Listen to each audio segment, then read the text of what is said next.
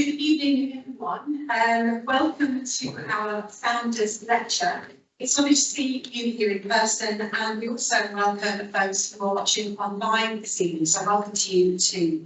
I'm absolutely delighted and hugely privileged to welcome Nazir Afzal OBE with us this evening. We've welcomed him into Emergency several times now, and as you may well know, Nazir was Chief Crown Prosecutor for North West England and formerly the Director in London. He was Chief Executive of the country's Police and Crime Commissioners and most recently National Advisor to the Welsh Government. During a 30-year career, he has prosecuted the most high-profile cases in the country and advised on many others, leading nationally on issues including violence against women and girls, child sexual abuse and honour-based violence. His prosecutions of the so-called Rochdale grooming gang and hundreds of others were groundbreaking and changed the landscape of child protection, and he's regularly cited as one of the most authentic voices in the UK and appears in, I think, every UK Asian and Muslim power list. Nazir was the first independent chair of the Catholic Church Safeguarding Standards Agency, which is currently regulating the protection of the most vulnerable from clerical abuse. Meanwhile, he has written and published two successful books, one a memoir and the other an examination of the experiences of diverse leaders across the country. His independent review of the culture of London Fire Brigade last year proved to be a reckoning for all blue light services nationally, and he has undertaken an independent review of the culture of the Nursing and Midwifery Council. It continues. He is tutor of several leadership programmes in the public and private sector and is patron of 9 charities, all women-led, that work to improve public safety. A trustee of several charities, Nazir is passionate about the most vulnerable, and his passion only drives him to strive for whole-scale change. He is their ambassador, delivering confidence and transformation.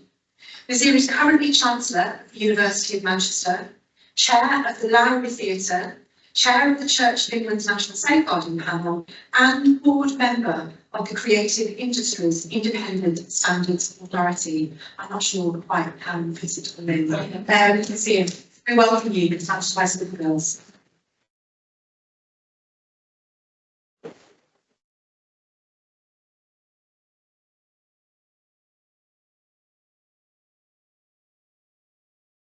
Since that's or it's going on.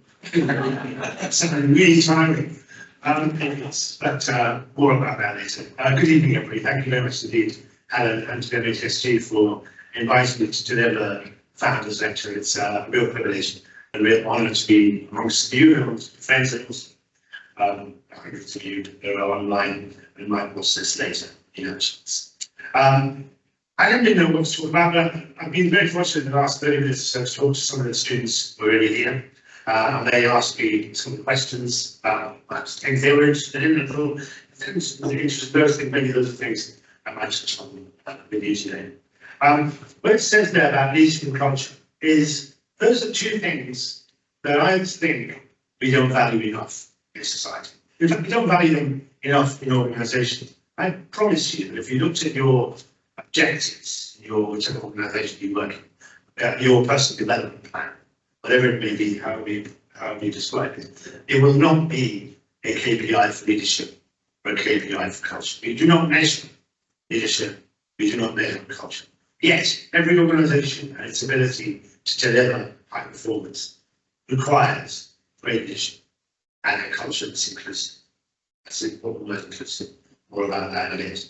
That's probably the reason why I said yes to this being the title of the talk, despite not knowing what I'm talking about. As has been said a moment ago, my career started a long time ago now. When these young girls were asking me about honour-based abuse, and I mentioned the fact that I organised the world's first conference 20 years ago, they reminded me that they weren't born, which makes me very, very old, feel very old.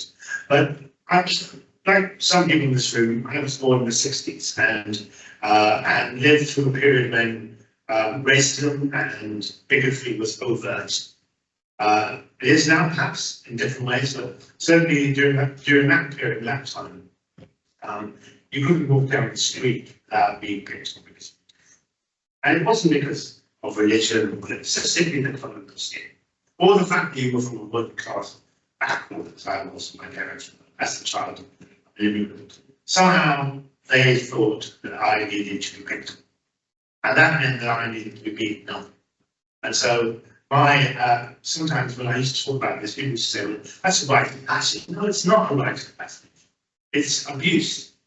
And like many people in the 60s and 70s, and more recently, I was abused simply because I was different. And when I wanted to do something about it, I realized nobody was listening. You know, why would they listen to a child? Perhaps that's changed in recent years. I think back then, children were told to be seen and not be heard.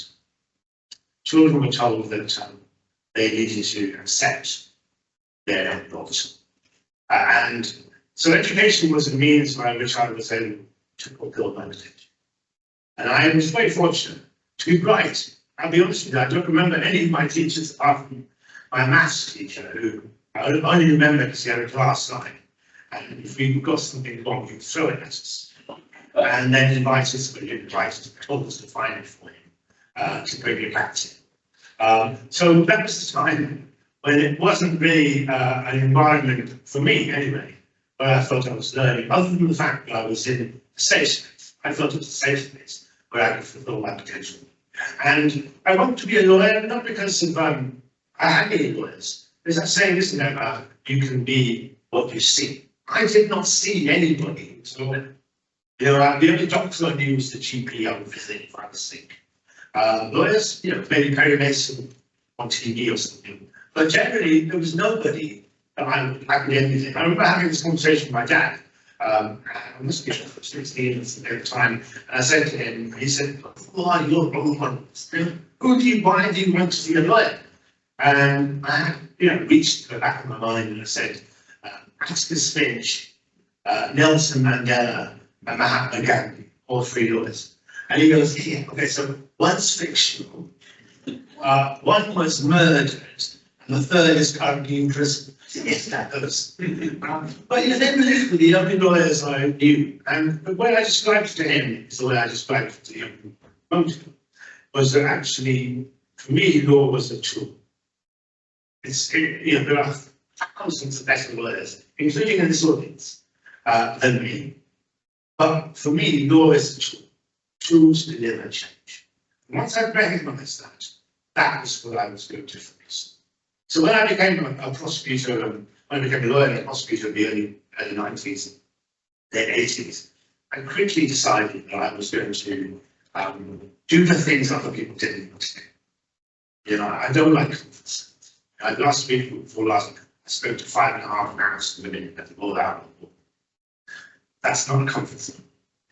You know, I don't like doing conference. I didn't want to be doing what everybody else did. I wanted to focus on areas, quite frankly, that were beyond what I thought my capability in order to improve myself, but also improve the environment that we were working in. And so, but also didn't have, back in the 90s, we didn't have KPIs that measured everything we did. And so I was able to learn through my mistakes. We don't have much of that these days. You know, you're not allowed to make a mistake anymore. It has to be reasonable. You know.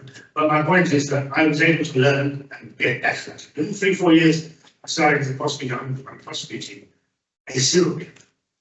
And I'm doing more of those types of cases way beyond my paid grade and my actual grade.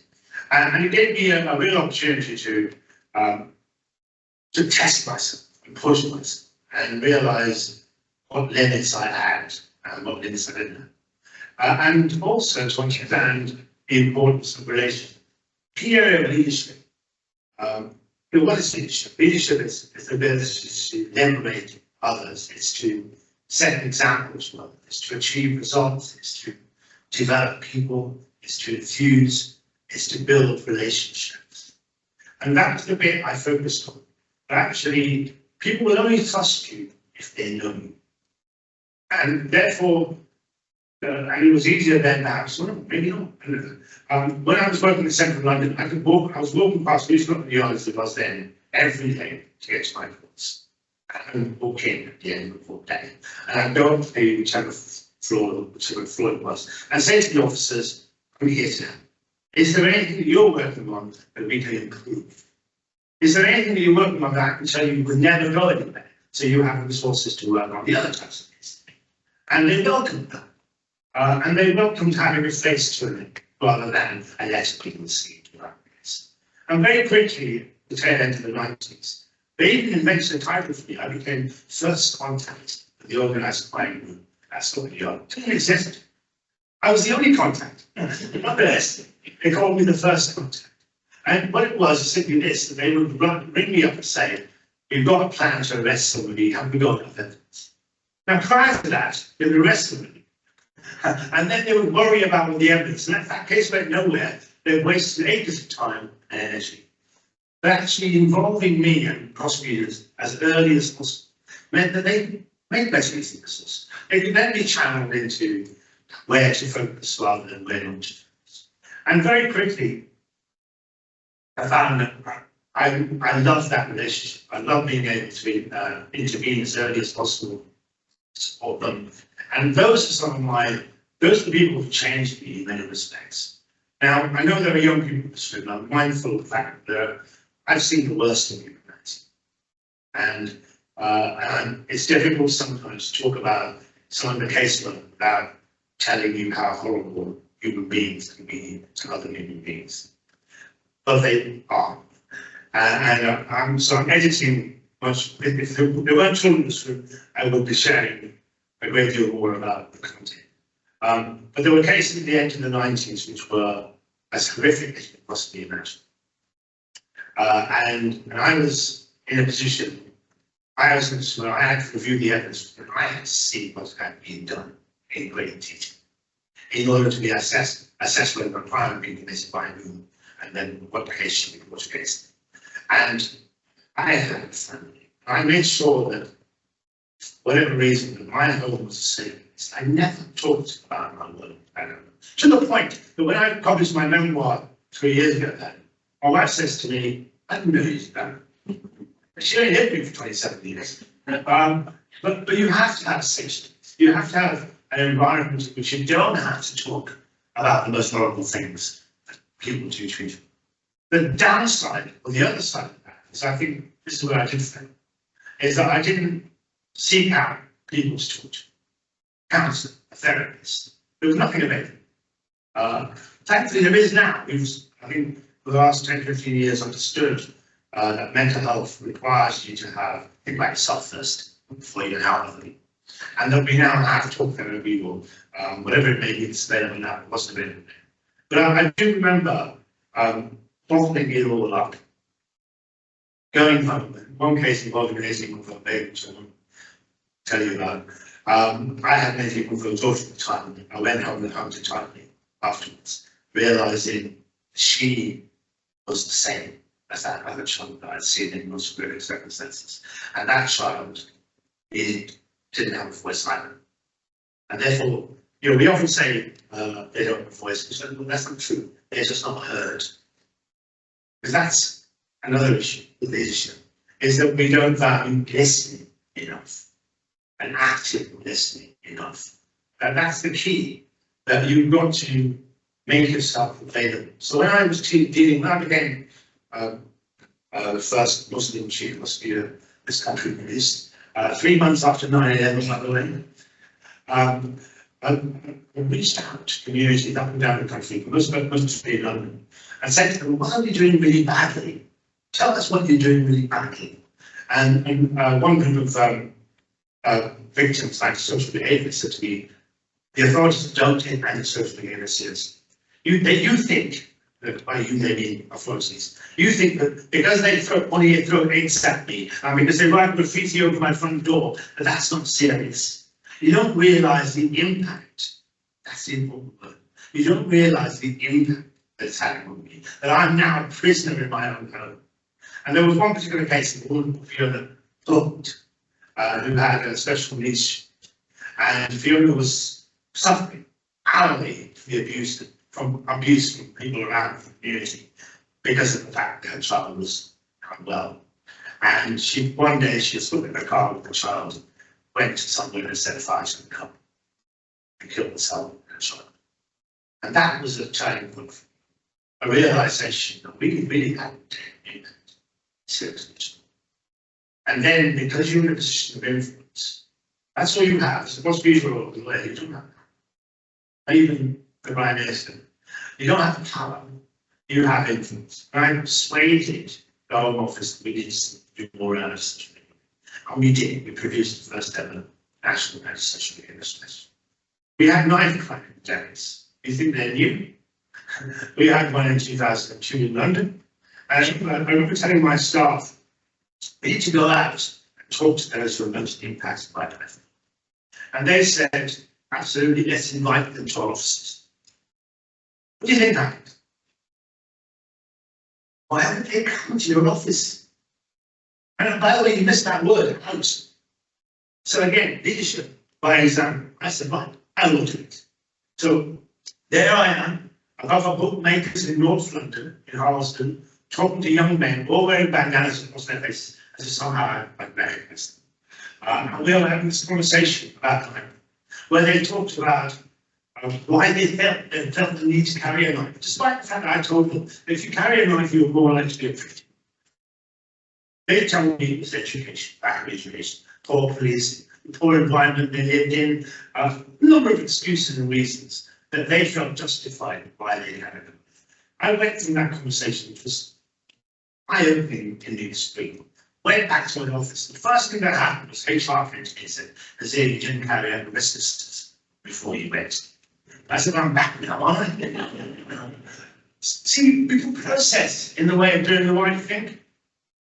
Once I'd done the right thing, I then went to the Home Office and we again created the very first ever serious violent crime strategy on the back of those types of conversations. You going to them, they don't come to you. You know, you can't. You may have a convening role, people will see you, but you've got to go to their environment where they feel safe, where you feel safe.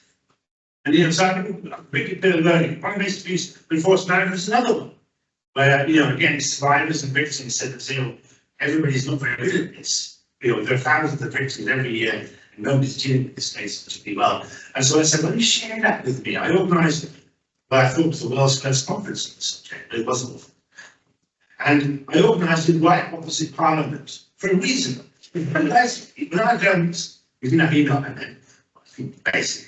I remember sending letters out to parliamentarians saying, come and listen to these victims to learn about this subject. And they none of them wanted to come. They were all very busy. So I organised it across the road from Parliament in Westminster and said, just come in. So they print dozens of them did, and they were as changed as I was. They went away realising the impact of what it is to abuse enforcement. And that made it so much easier then for us to change the way you approach the entire thing. But we were able to ultimately bring in national guidelines, specialist resources, specialist prosecutions. We were able to work nationally and internationally with other agencies so that we could identify victims at risk and ultimately save them from harm. And we didn't even have data, by the way. I remember when I mentioned about building relationships, I went to the Metropolitan Police and said, could you please tell me how many homicides? We've now defined it, Tony. We had no definition, by the way, on this abuse. We came up with that first. I said to the police, could you tell us how many were unrelated? They said, never done it before. I said, well, can you be a bit famous? You're only be famous. Could you go to a hand search for all the homicides last year, applying this definition, and tell me how many of them are unrelated? So there's the only obvious will do that. They came back and said, in 2004, 12 women were killed and in this country. We suddenly had some data. Only basic data, there were other crimes still, other behaviours. But it was important enough then to be able to talk to ministers, parliamentarians, other bodies, other authorities, with real figures. But then I realised also that data is not king or queen. Storytelling is king or queen. You know, if you are able to give them a real story that brings it up, That's what it was. So I'd sit with the parliamentarian and say, do you know that Roxana Nance was murdered by her mother, who strangled her whilst her brother held her down because she was pregnant with her boyfriend's baby? And then when she was asked in trial, why did your daughter have to die? She said it was her kismet. It was her destiny. You brought this child up at the age of 19 and then feel a need to extinguish her because you do not like the fact that she's pregnant. That's the kind of story that resonates.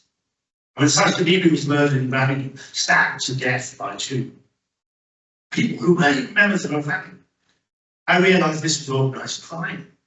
We don't assume that it's family members that are attacking. And also realised we didn't have this data, we have it now. 1 in 9 honour killings worldwide, globally, are carried out by hitmen. I promise you this, not one of them was paid. They all did it because it was the right thing to do in their mind. That's what you're up against. You're up against organised crime. You're up against misogyny at an extreme level, where women's behaviours are being controlled to the nth degree. It's all about power and control. And it's only through sharing those types of stories, from Bernard's England story, some of you will know, she was 16 when she was forced to marry. She was raped for 2 years by her husband. At the age of 18, she goes to her father and says, Dad, if you don't allow me home, I'm going to report you to the police. And Dad does this balancing exercise, which is more shameful. Her husband being reported to the police, or my daughter coming home, and decides daughter coming home is less shameful. So he allows her back to us. And then a few months later, finally, poor young Bernard falls in love with another young British person. And Bernard is seen kissing her boyfriend outside of a tube station in South London by some busybody, who then goes back to her father and says, how dare your daughter kiss my boy? Father's reaction, I don't know what your reaction would be, he'd be the one buried, but nonetheless, father's reaction was, this is horrific. Sets up a meeting with good brother men, including him, and decides that Bernard's crime was so heinous, she must die. Bernard was abducted, raped, murdered, buried in a suitcase with miles north from London. And initially, the family didn't report her missing. Why would they report her missing? It was the boyfriend, bravely, courageously reporting her, and then to the police, ultimately, eventually, taking that case seriously and us bringing a number of people to justice. It took a while, but it meant we could do that. We learned from our experiences, and we made sure that other agencies improved.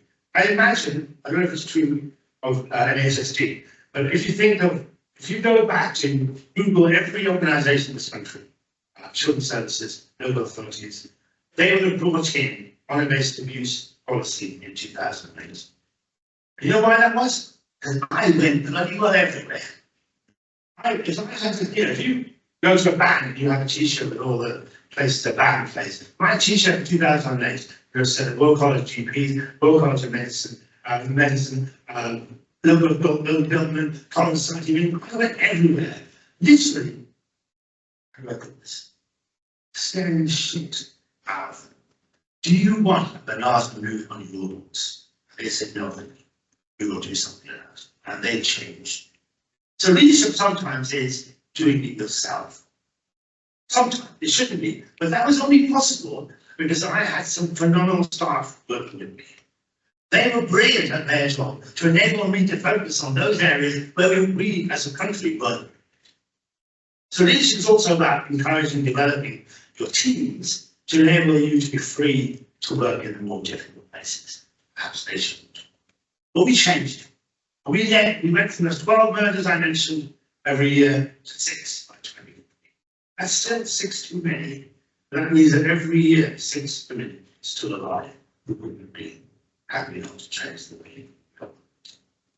And so once I realized we could do this, we started doing it everywhere. So that period, when Charlie mentioned Charles Studies, the Washington Rooney, tomorrow afternoon, I'm spending a whole afternoon Swedish television, walking around Rochdale. So you're welcome to join me. Why? Because a certain Musk-type individual started saying that we messed everything up and we didn't do enough until he started talking. And so I've focused the last couple of months on international media. I have been doing everything, CNN, Media San, a German, Australian unit. Explain to them something that we've known for 50 years. If, you know, BBC about to show you 3 girls next month, or 3 nights. To remind you that the BBC filmed a drama that won 5 BAFTAs 8 years ago. So to suggest that we've not been talking about this subject is an absolute nonsense. But the point about the grooming gang issue is that it was always in that context. A number of times I was asked, you know, is it just because they're or British? And a number of times I had to remind them of all the white Christians, that's the right phrase, I've also prosecuted such abuse. To put it in context, it's worse now than it was. I thought it was 84%. Last year's data is that 88% of child sexual offenders in this country are British and white men. Do you know what percentage of British population? 2%.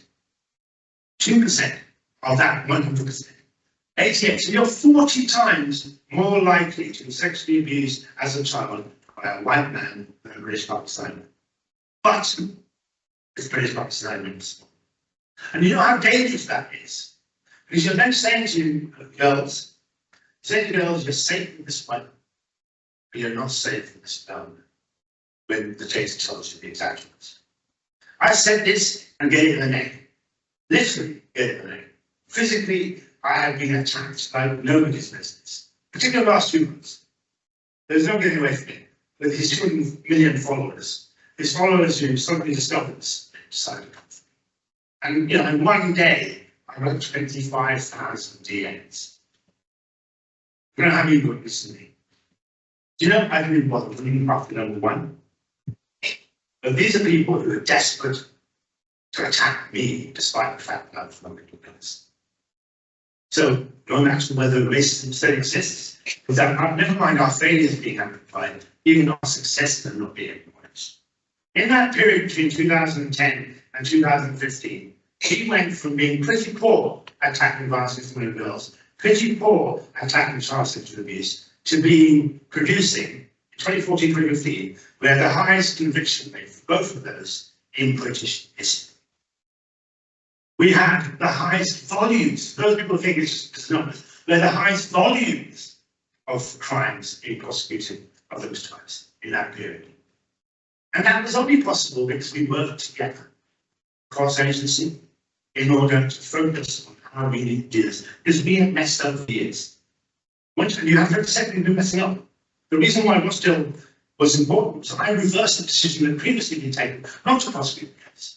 I started it because I believed these girls. The fact they had the sort of background, or chaotic background, was a reason to believe them, not the opposite. It's what was happening. So we deliver justice. But there's also, this also carries a personal cost. Back then, so 2012, men have been convicted. I'm now doing media after media to explain to people that the ethnicity isn't an issue, but it's not the issue. The issue is that we've not been listening to it. The issue is that girls, particularly, and a cohort of girls, have been completely ignored. That's the issue. I'm saying this over and over again, and suddenly the far right realise I'm a dangerous man. Why? Because all brown men are bad guys. Hang on a minute, because brown men was the one possible in this case. So they then invented on their Facebook pages, BNP was a story that suggested I was the one that didn't prosecute this guy. And this is what, you know, I don't now call that fake news. I don't know the term existed in 20. And their followers came from, I mean, visibly came from. They attacked my house. You know, I am living at that time worse. They attacked my house with my children. I had to have panic alarms placed in every single room I own. I'm teaching my 9-year-old son how to use the panic alarm in case it goes off. He can only go to school, they can only go to school in taxi once, because that's security advice we can give. In 1 week, I had a police officer outside my front door. I told my kids, if I is to go up inside that centre, that was the only way I could reassure them. In 1 week, I got 17,000 letters and emails to my staff and teams, including letters containing feces, calling for me to be sacked. I was born in Birmingham, I love the place my dog. But let's not underestimate what happened here. I got everything right, yet this came destroyed me, and they came back to us. And there's two reasons why I wasn't Muslim. The issue is also about looking after yourself. I didn't look after myself. I didn't know this at the time, but I was told, my staff were told, Nazir could not have any meetings between 9 and 10 a.m. and 3 and 4 p.m. because he needs to be available to school. My staff were told that Nazir will not be invited to any national meetings that require him to be away from home overnight because he needs to be at home to provide stuff. I didn't know anything. I was wondering why I wasn't being invited to them. But that person made sure that I was safe. Leaders don't ask for help. You know this guy, his name's Kirsten. The point is that we don't ask for help. Why? You should ask them. And how I ask for help? I was probably stronger than I was. My wife certainly was. She was medically so I don't deal with that. You know? The point is, it doesn't matter if we get things right, it doesn't matter if we get things wrong. We'll be attacked, and we need to seek help. And unless we ask them, we'll get help. I could go on and on in that case, but I'm going to finish the first of that will give time for questions and answers. Why is it critical? I did a review of London Fire Brigade a year and a half ago, first ever review of London Fire Brigade. And I found an institution that was racist, misogynistic, homophobic, disabled, rampant bullying and harassment. I remember the news broke, and it was like 10 o'clock breaking news, somebody leaked a report, and people were going, Fire Stand doesn't do that. We have this image of fire officers, which quite rightly, they work really hard and they go into dangerous situations. But why should we start with something as they were? I simply listened to what they had to say. Hundreds of them shared with me their experiences. And once I published that report, every other fire service in the country suddenly felt able to talk. I remember going through Houston Station a few weeks after the report was published, and a man tapped me on the shoulder. He said, "You're on your way." Don't be so I'm engaged that. So the Monday after he published, I went to the office for the first time in my life with my head. I appreciated impact. He felt how is it? And I simply with the Nursing and Griffin Council published a report last July.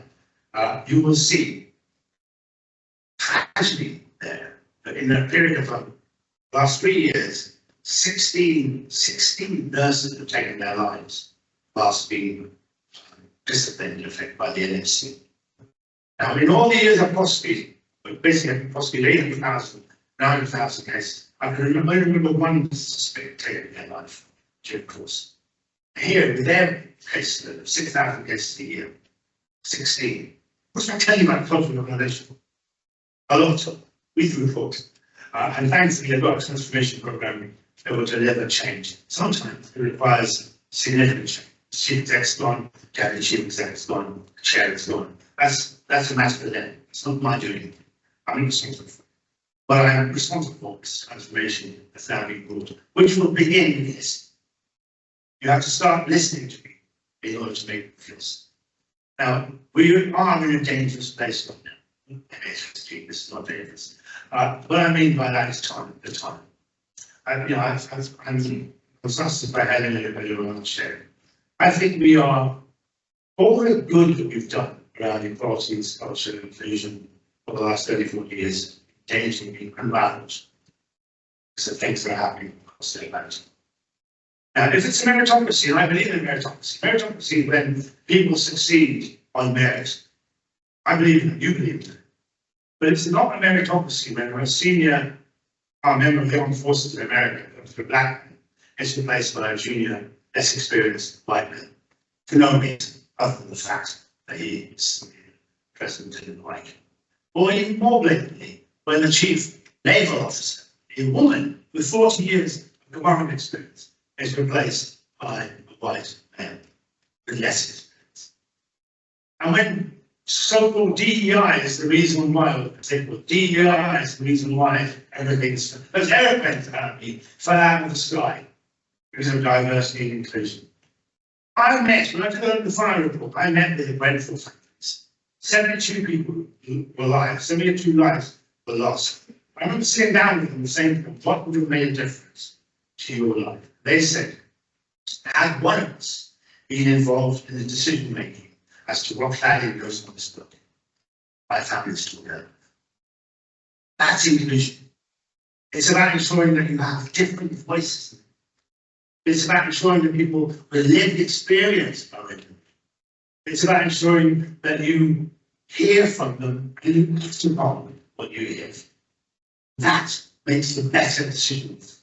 We would not have had a health club. We would not have had infected blood. We would not have had a post office level. We would not have had a Sunday Medicine Day. We would not have had any of these terrible, terrible tragedies if it wasn't good thinking. If people with different voices be in the rooms and those super made, super different, and they would have been less impactful, negative ways of experience. That's the reason why we introduced better decision making. There's nothing more than better decision. I've touched a lot on our impact on Facebook, on impacts. I've got Swedish School of Business presenter for sexual abuse and recent abuse, and he was found guilty of abusing 11 women and girls over a long period, and not guilty of the abuse of one woman who was found in her 30s.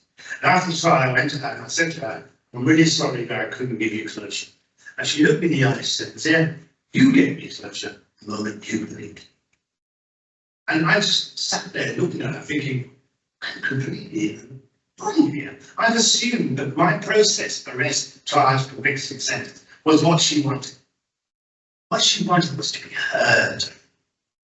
What she wanted to be believed, to be taken serious. Now, I have a website which I urge you not to contact me via this. I've blocked so many hundreds of accounts. But anyway, I got this email a couple of years ago. It said, Nazir Afzal, you won't remember me. I was one victim of Stonewall. My life began with you believe. I now have terminal cancer. A few weeks ago, I wanted you to know. And I read this email and I thought, do I just say thank you? I thought it's ridiculous. So I sent an email back with my attorney, and she rang me up. And she rang me up, she said, she explained, but for 30 years since the abuse happened, she had been blamed. She had been said, either it didn't happen, and you said complete fascists, but if it did happen, it's your fault. And her whole life was a travesty of victim blaming, grief, grief. And it was only finally when she was hurt that she could begin her life. And here she was, at the end of her life, saying to me, Nazir, you changed my life for the better. I remember a few weeks later, she passed away. I'm at her funeral. I don't go from TV to funerals, people I know. And this woman was name on stage, but I'm at this funeral. I'm asking myself, why am I here? I said, because she said I had changed her life for the better. I wanted to her to. She had changed my life for the better. Thank you very much.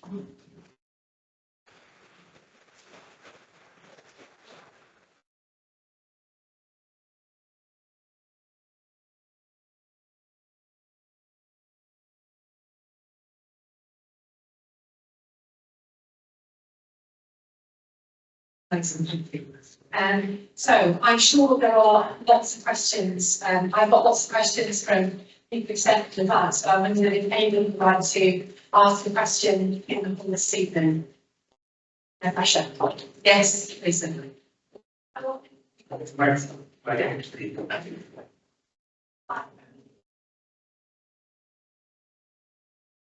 I wanted to know what main infrastructural failure of the Tory government led to a decrease in child music rates. Just repeat, I didn't read it. What main infrastructural failure of the Tory government led to a decrease in child abuse inquiries? Well, it goes back to my point. It's about listening. So what we did to children and young people as well is we said to them, we don't believe you. We said to them, this is too difficult. Yeah, we said it's too difficult. These aren't the most difficult cases. Very often the victims don't know they're victims. Or if they do know they're victims, you've got to provide them with story lessons. And so it's better to say, it's easier to say, believe it, or get some help. So we push them around. Well, if you go to, there's something called serious case that you can have, because after every major emergency. If you read every serious case, it starts with recommendation 1. Information that should have been shared wasn't shared. Somebody knew, but they didn't tell somebody else. And so we had, when you have a jigsaw puzzle, unless you have all the pieces, you can't see the picture. And so we had half the picture, the other half. That's what was happening. So institutional failures were around competence. I don't believe in conspiracy. I don't. It's not a case of people deliberately wanted to harm children. People were just not competent, and their processes and their procedures prevented the sharing of information. As somebody told me, the data protection that means I can't tell what. No, you need to protect yourself now. Of course, you can share the information about a child with another person that might possibly protect them. And also, the other thing that's said is that we are reluctant to admit the offers. One of the things that actually was was, but when the media came after the trial, as they said, well, why wasn't this case for school? How can you give them all sorts of school? I said to them, we got it wrong. And then they said, oh. But unfortunately, most institutional bodies, authorities, they've probably got some media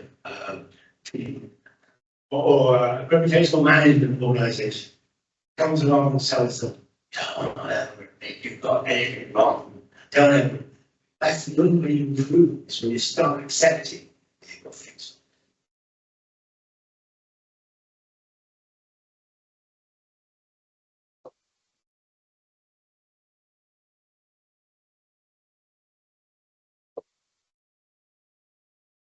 Good evening, Mr. Afzal. Thank you for being here tonight. Your speech was fantastic. Just want to come to a couple of points where you started in terms of why leadership and culture. Coming from Pakistani origin, I'm the father of 5 daughters. And what I see, I grew up in this country, born here, much like yourself. I grew up in the 80s. But there's a real difference in terms of the leadership and culture aspects, which you see with girls from an Asian background and those coming from a white background, if you use that term. And what I try to teach my children, my girls, is that they are equal to boys. Although I can do that within my own family, I see that outside, in the real world, that's still not something which is widely accepted, whether that be in this country or any of the others. Women are always looked at as inferior.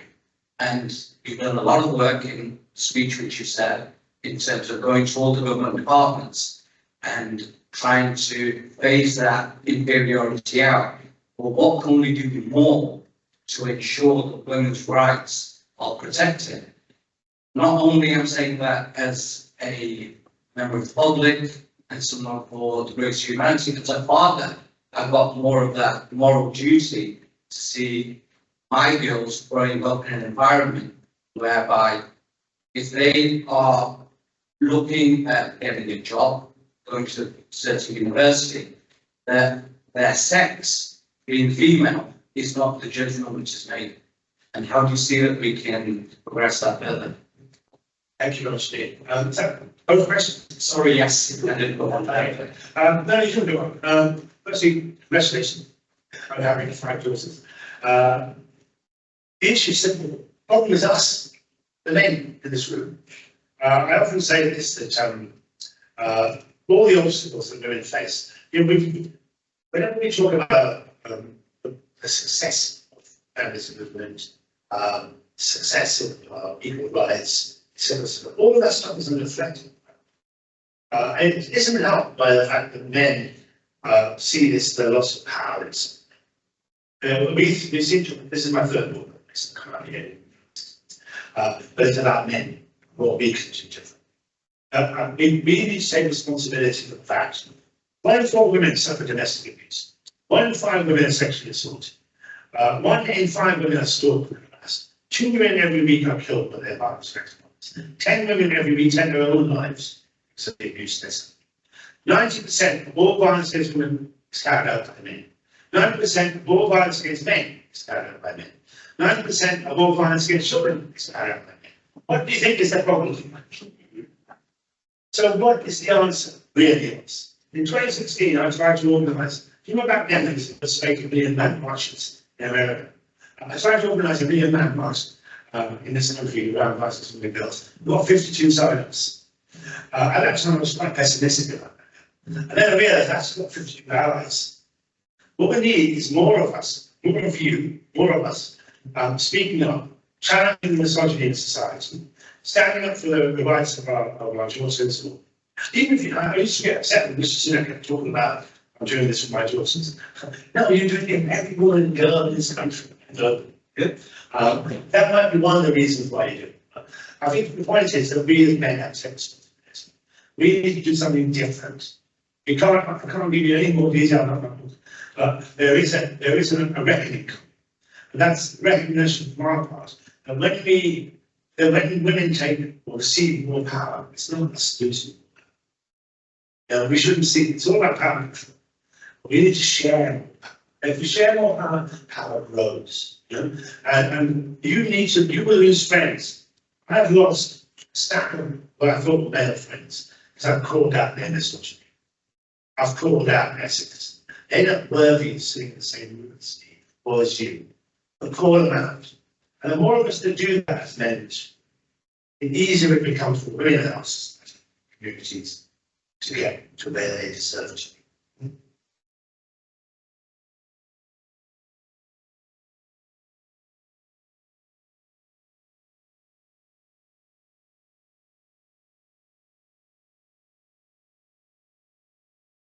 Thanks very much. My name's Anne Sharman. I'm actually a consultant in the NHS, and actually it was just to combat that misogyny is rife in the NHS.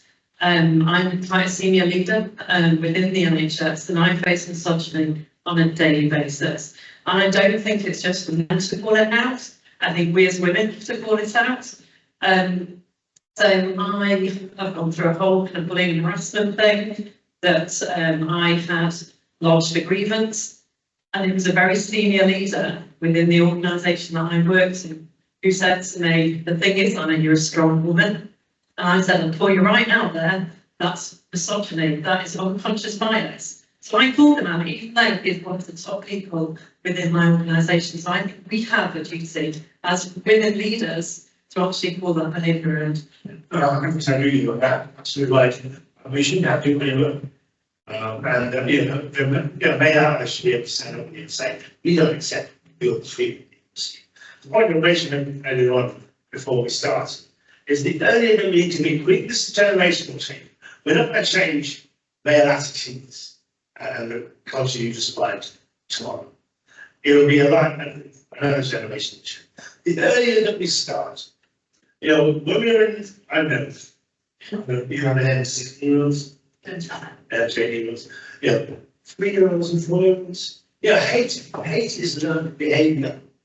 When you're born, the only thing you hate is broccoli. Everything else is learned.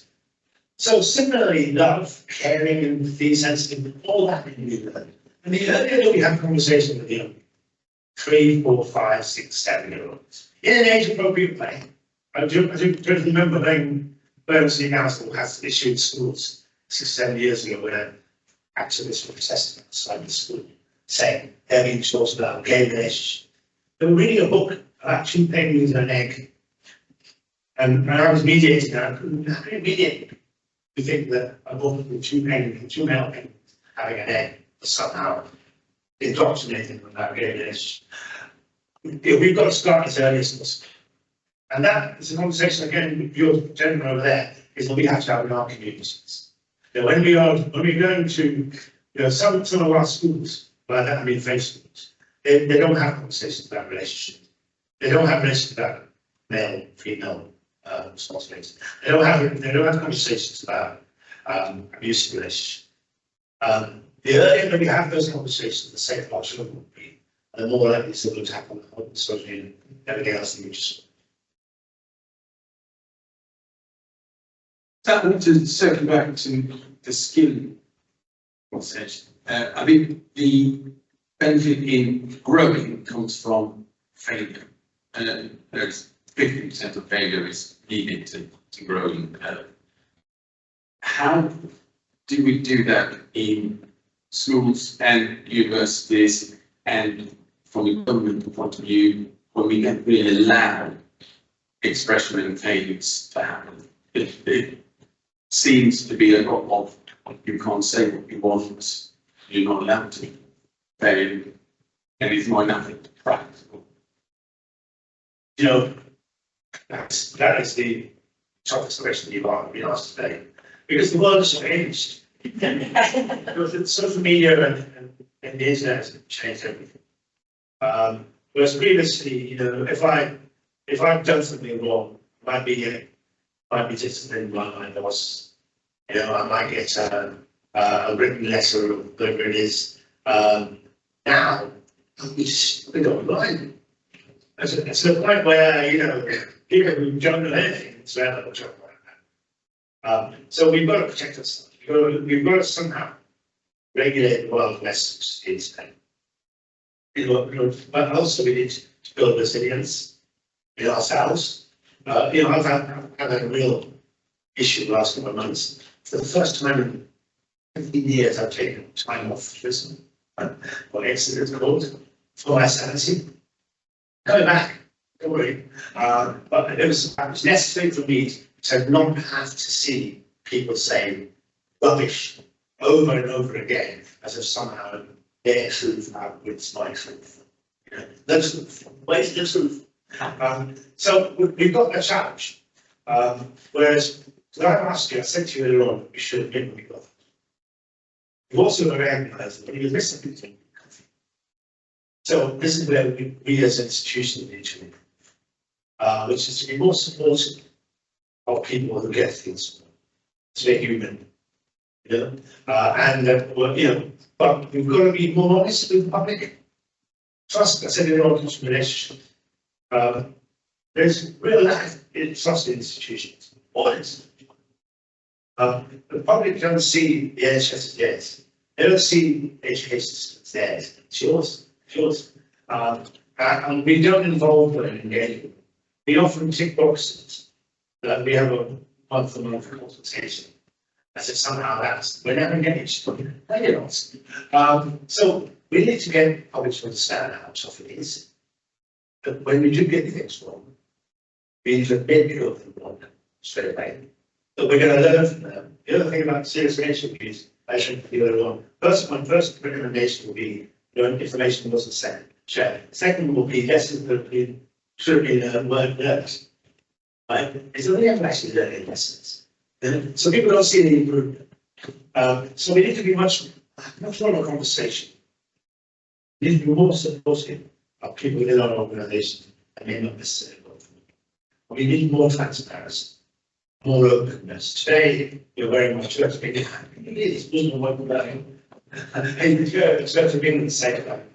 Having previously been church, the Catholic Church, the same way. Today, we announced 10 members of clergy are going to be facing disciplinary measures, most ever in Church of England history and the 8th.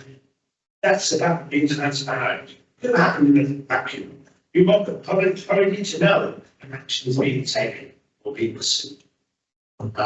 That's the transparency being much more. I think then people start.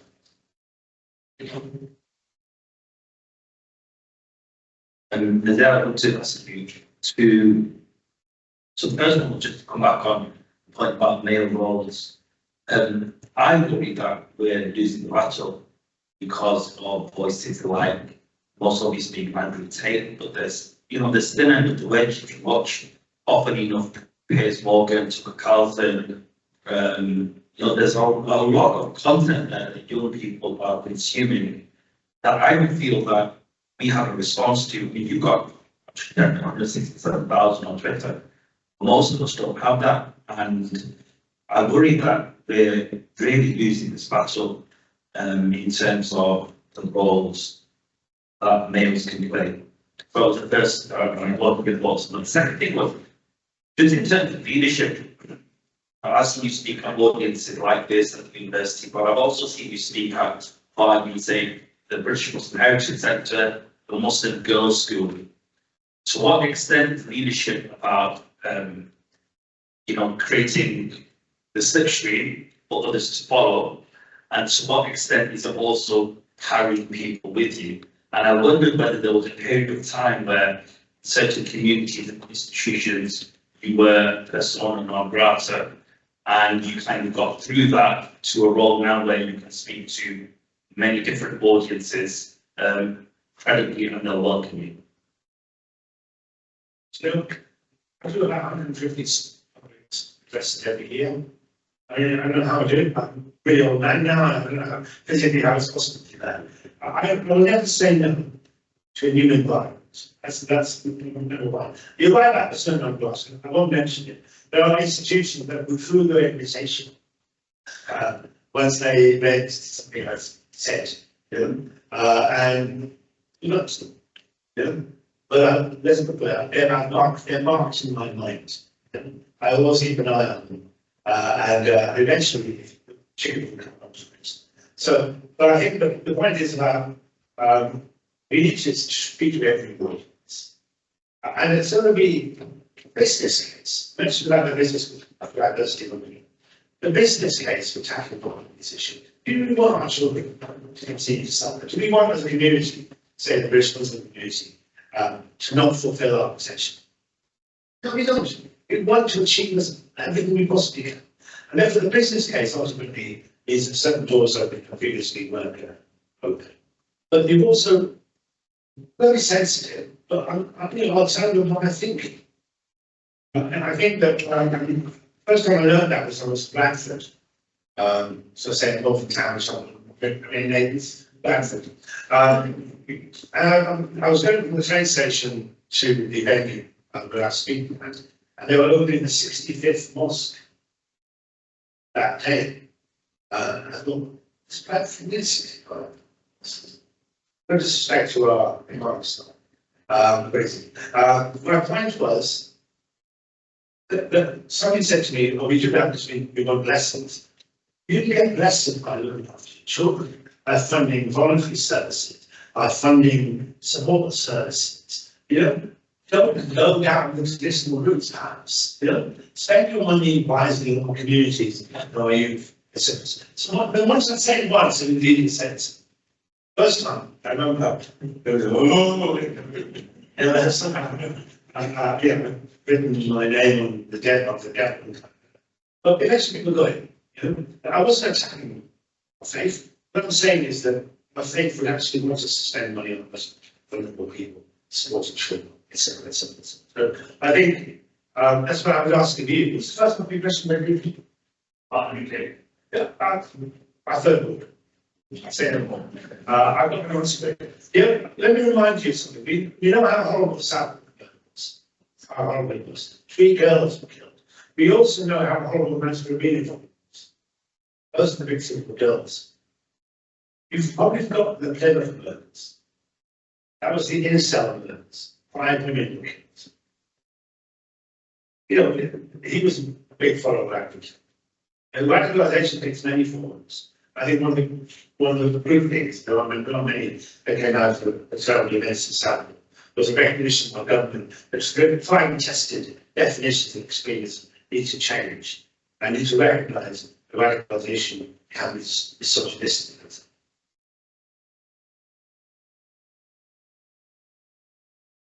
You mentioned that the safeguarding quite a few times is in there. I'd be interested to know, within your 30+ years of working, do you feel that overall girls and women are safer now than they were when you first started your career? That's a tough call. Yes, I think so. Generally, because I think, those of us who are old enough in this room, that's probably many, 30 years ago, domestic violence was domestic. These officers would turn up and walk away.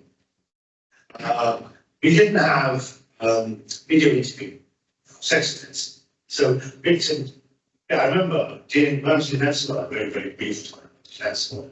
I remember sitting with a rapist and escorts, reading to him the statement of the victim. He was getting on it. So we've got video interviews of the victim. We've got support services that weren't available back then. We've got heightened awareness, global best practice. We've got policies. Yes, the answer to the question, yes, they are safer. And what we're seeing is what we didn't see before. It's almost there.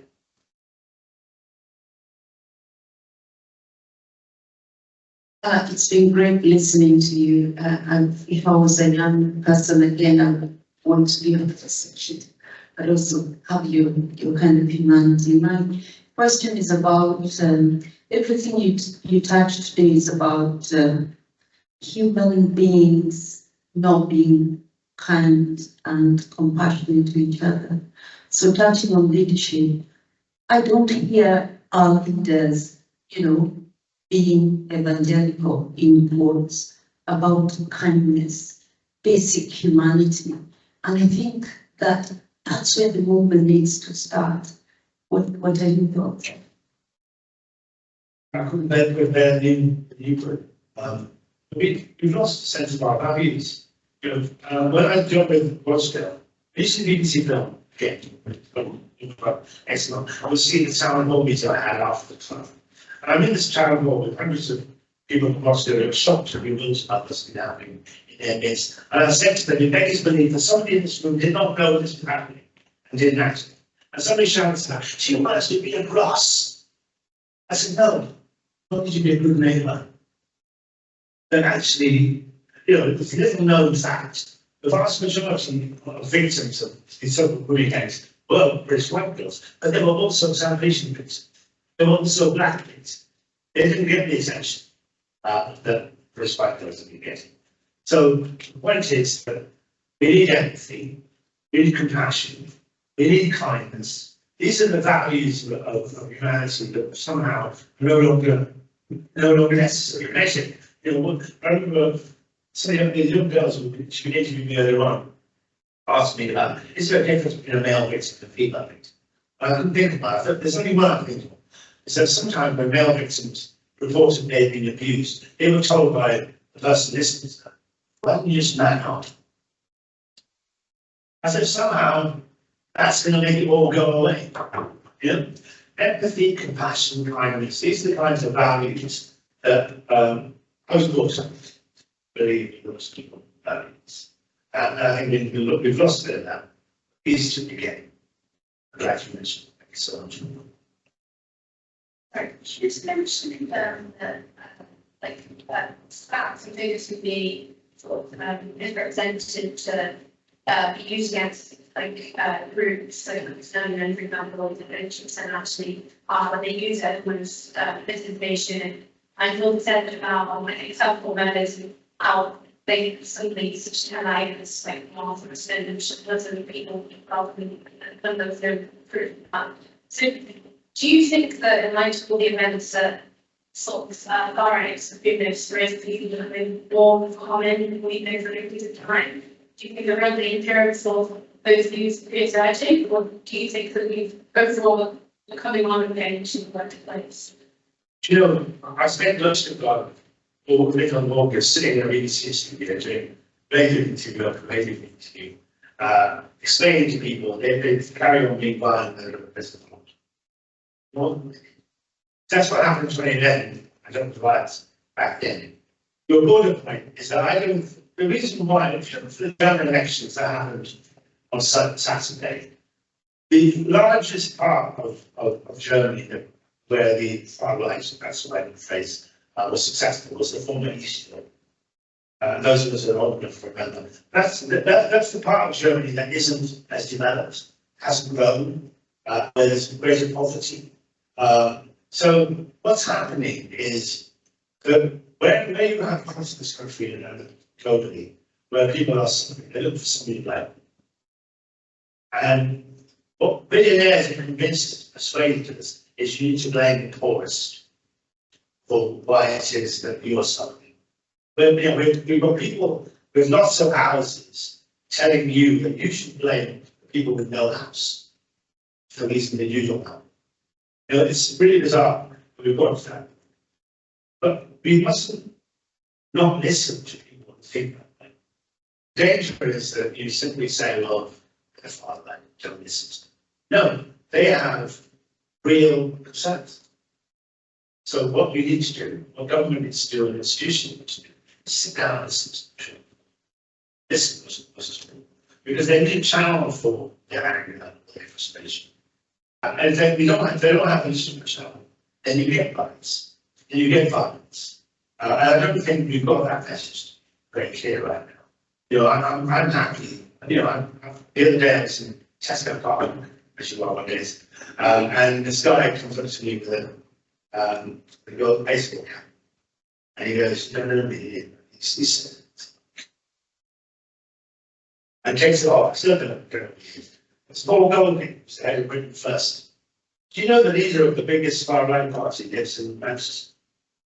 Yeah. And he was in Tesco's. And we had a conversation. So we had, you know, it's good to have a conversation. And it's good, you know, we don't talk enough. We don't listen enough. And my point again is that don't simply think it's there for you, we should ignore it. If we ignore it, we ignore it. So let's have proper conversations across communities and then find out who we should really blame for the reason why there's such a policy. Our people are not progressing as they should be.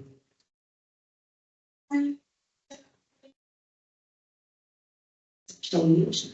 So how would you recommend like a person in the workplace or like an ordinary student to get over the fear of being individual and like creating change within their environment and leadership, especially when they believe that leadership isn't for them, like they're also some kind of get over that and become like their own person. Thank you for the question. Leadership has a different form. It doesn't have to be the CEO. You can be a leader, regardless of what your role is, even if you don't have it. I think change always, always going to come with us. And again, I think, you know, one step is, you know, one person. If you can change one person, then you've got that change. I think that if you can overwhelm yourself by thinking, there are some people I know. You mentioned 60,000 followers. There are some people on there who've been going on about something and made themselves sick, mentally ill, because there's no way on earth that what they want to happen to them. But if they took a small step, they would feel very empowered, and then finally get perhaps where they want to get to in a few years. So the answer to your question is, focus on changing one person and do that one person. Hopefully, you get inspired. Thank you so far. Thank you so much for the talk so far. I just wanted to ask, because you touched on briefly about as a generation, as a society, we're losing certain values and passion, and you touched on social media and how it radicalized us. But especially social media, such as the news outlets and so many horrific things within these that were in essence desensitized. So it's social media, news outlets, it's not only radicalizing us, but completely exhausting us and our human emotion capacity to comprehend the severity of certain situations that we can't act on it and show our compassion and our leadership and difficulties. Well, I suppose you could say all my job, but that's I'm so glad actually the MAC you're doing this conversation happening, because it starts with you. It starts with our young. I mentioned to you, in all honesty, that I've not been on Twitter for 2 months. Since Elon Musk's Musk rights, what is that in this possible Musk rights? It's the one. Anyway, since they came to me, well, actually, let's celebrate. Unless that person was idiots. You know, I've seen the worst of humanity. I mentioned it. And to protect myself, sometimes I do things. This is an example where we can learn is you being taught, looking online all the time, that's not good things. Yeah. It's not about not having a phone at school, sometimes going out, sometimes taking a break. And we need to be taught to do that. It is contagious, and it's addictive. But we need to train ourselves and be taught to sometimes take a break. That means, and the other point you made, is that we don't know what truth is anymore. There's something described in the head, asking a question. So what do you make of this post-truth society?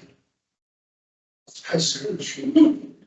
Daily lies. Yeah, it's lies. People know events like that.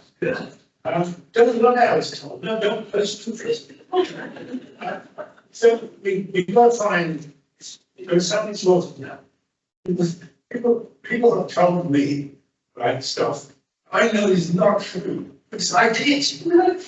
They're telling me the decision of hospital wasn't taken for the person. That's it. But, so, I mean, there's a little bit of gaslighting in it, where you're told something didn't happen when you know it did happen. So we've got a real challenge here. It's going to be worse, more challenging for us. We've got to find the truth and know it's the truth, and then fight for the truth, and stand up for the truth, and call out the lies that we just because that's the only way we're going to get through this. But personally, take a break. We've got to teach ourselves to switch off from the digital world for a day or two. So if I say something, I feel really energized, not having to read that stuff. Thank you for your speech, it's been really fascinating. I just wanted to ask whether you thought whether we are progressing or progressing morally as a society. Oh, gosh. PhD material, you might do a PhD master. I don't know the answer to that question, I really have no idea. People have their own view. I think that, we're a global community now, in a way that back in the day, not long ago, stuff would be happening in Africa, we wouldn't know it's happening. Now we do really upset about it. And we'll go on the streets and argue about it. So I think we're more moral in that regard because we have more knowledge and more information, which previously you didn't get to sort of like anymore. Bit more difficult, I imagine. And I think that people, as I said, this was a few moments ago, the horrors around the providers of women and girls were still there 30 years ago. We just didn't know that, or close our eyes. It's just put it in plain sight. Where it's happening, at least to look. Don't look it off it. So to answer your question, I think we're no less moral than people are. We just have more knowledge and more information. And that, I think, is a pretty small challenge. I can see that you're very passionate in what you are doing. What drives you forward after the setbacks? Where's that question? We're passionate. What drives you forward after the setbacks? Do you know what drives me forward is well, actually, the graduation speeches at university. Say the same thing. I feel really blessed to be here with two of the people I've been in a session who are beginning their careers. That's so lucky. This is age coming in. They're beginning their careers. And being surrounded by people who are motivated by kindness, that's something mentioned before, motivated by the good, that spurs me on to carry on and impact. Go back to my point earlier on. All of us need to be told the way the dream of the job down here. All of us need to accept that sometimes we get things wrong. All of us need to ask for help. And this is, if you ask me what my biggest flaw is that for a long part of my life I thought it was weakness. Actually, it's the strongest thing you can do. And so what keeps me going is to ensure that your generation, who I believe are the best generation in support and community, get to fix the problems that we faced. Hey, so my name is Nick. It's been lovely listening to you tonight. I've just got two questions, so if I can ask the first one and then you answer them, because I aren't related involved. So for the first one, to come back to the previous point, the gentleman over there, he said that a lot of like men currently are interpreting a lot of like the feminist movements and the increasing, you know, women in high positions, kind of like a loss of power for men as a whole. Do you think that that and the correlation of, you know, women having, you know, more focus on their individual careers and like starting families or leading households has an impact on that? And do you think that that's kind of causing large amount of men to lash out because of this now vortex that's been created? Because a lot of people just don't know what's happening anymore. I think, I certainly understand, I'm doing research on this subject, I got some research for it. But I think you're right, that men, if you are not achieving, if as a man I'm not achieving what I think I've been told I can achieve, I have to go back to my point about far right, I have to blame somebody. I'm not going to accept responsibility for the fact that maybe I'm not ready for this. I have to blame somebody else. And the easier person to blame is the one that's not the children. So that will be part of it.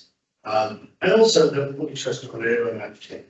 There are people out there, there are some very divisive voices online that are telling you, saying men, for some reason we're oppressed. We haven't got enough men in positions of powerful positions right now. And therefore we need to fight back. Scandalous. I don't know, it's push through stuff because it's crazy. Wanting equality does not make me oppressive. Somehow all women want to level playing field. So, but I don't know. I'm bewildered by it all. That's why I can't answer your question any more than that. And for the second point, this is more like the legal and policing side. So, with a case like the with a case like the murder of Shafili Ahmed, who was obviously killed by her parents, that's an honor killing. How do you feel that like law enforcement could more effectively police these kinds of issues? Because especially as you earlier said, it's like a really big mistrust right now in like institutions of the police. So like, what would you say to these families that like are saying, well, why would the police need to know anything to do with my personal family's relationship? Like, what businesses are yours to get involved and stuff like that? Yeah, you have to build trust, you have to build relationships. It's not enough, I'm sort of pleased generally across the country. They have something called advisory groups, which is their community outreach, and they have the same people on it, and they just tick boxes. That's not the answer. I always feel it's the most horrific case, largely because there were lots of mistakes made in the beginning. Ultimately, justice was done. There were lots of mistakes made in the policing initially, which wasn't helped by the family being so vigilant in their response. But to build trust, you have to use community outreach. You've got voices within the community that you need to start talking to the community leaders. Who's got a community leader in the suburb? Everyone, but this mythical figure, it's like a dragon in a unicorn, where authorities spend time with community leaders. That's because we're lazy. Let's talk to the community. Let's go to the synagogue or the church, wherever it may be, and sit down and say to them, well, what's the issues? And have a proper open conversation with them, not hiding behind authority or transparency. I remember the chief constable a long time ago said to me, Nazir, would you come with me to this place of worship? And I said, do you want me to go and talk about the law and justice? He goes, no, we hold hands. He was scared. Once you've done it once, it's easy. Twice. They haven't done it before, they're scared. So they need to engage more. They need to get beyond the community, difficulty done, and start engaging with communities that previously haven't done so, and individuals that haven't done so. And then people will begin to open up. And it's just, you won't trust the relationship population.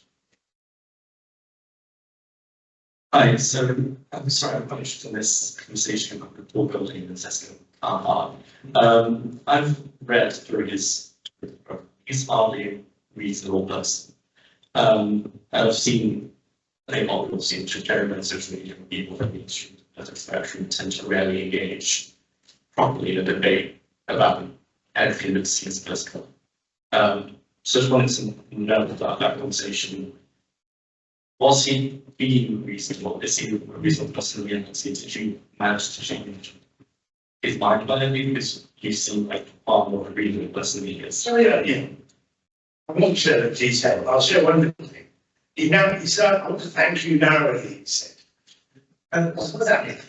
When you know, in the Ross case, I'll thank you for that, right? But not less of stuff. So, this is man with no reasonable. The point is, doors open, conversations that we had, and Nick Griffin, when he was the leader of the British National Party, that doorstep me. No one usually still see him doorstepping me outside my office. As he's there talking to me, because I think it's a crime, wanted to tell me why have you done this, etc. etc. I'm more concerned about the fact that I had a cigarette in my hand, I think very much ago. That's just these things. Sure. But the point is that these people, they're very extreme in their views. It's not human. There's a really good example of somebody, one name, who was extremely violent, who's now working in the sort of events type channel, working with people who are extreme, hard right, and trying to persuade them, turn them away from effectively radicalised. And so there are people who came from that journey, and there are loads of people. The same thing with political. Well, there are people who were previously very experienced in their business, who are now working really hard to radicalise others. So people can change. Most of them, we also back yesterday, who had actually trained him.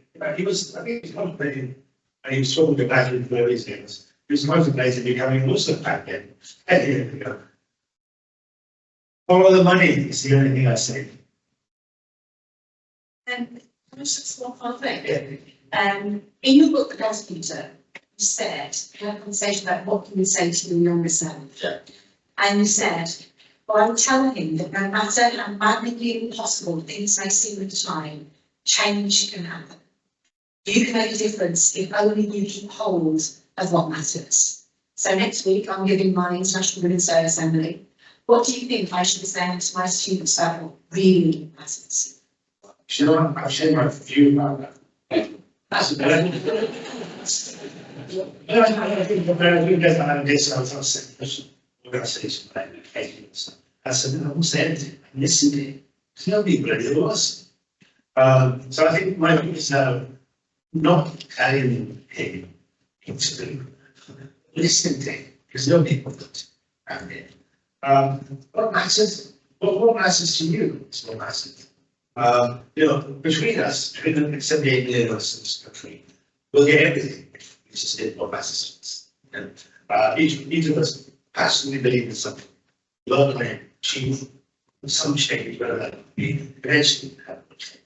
That's, I'm not so optimist. Sorry what you've learned over the last hour or so. I'm still optimist. I still feel like it's actually belief. I feel that the world will change. Stay on, the world will change. Less. And I still feel good in people.